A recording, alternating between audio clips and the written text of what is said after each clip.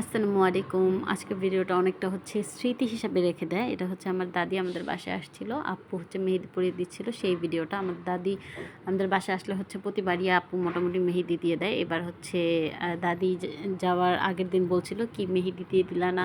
বাসায় কি মেহেদি নেই?" এরপরে হচ্ছে মেহেদি দিয়ে দিতে বসলো। আমার দাদি হচ্ছে যতবারই মেহেদি দিয়ে দেয় সে খুব যত্ন করে হাত পুরা সোজা, সোজা করে রাখে। আবার বলে, "হাত তো সোজা করে বেশিক্ষণ রাখতে পারি না।"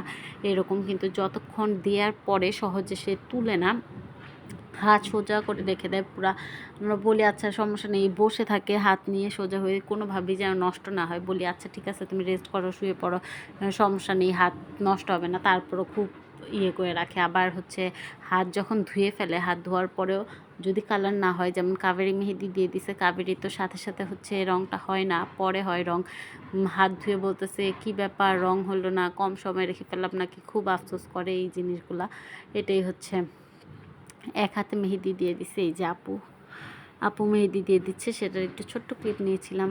এই যে 2 হাত মেহেদি দিয়ে দিচ্ছে আমার দাদির। এই তো 2 হাত। কেমন হলো জানাবেন।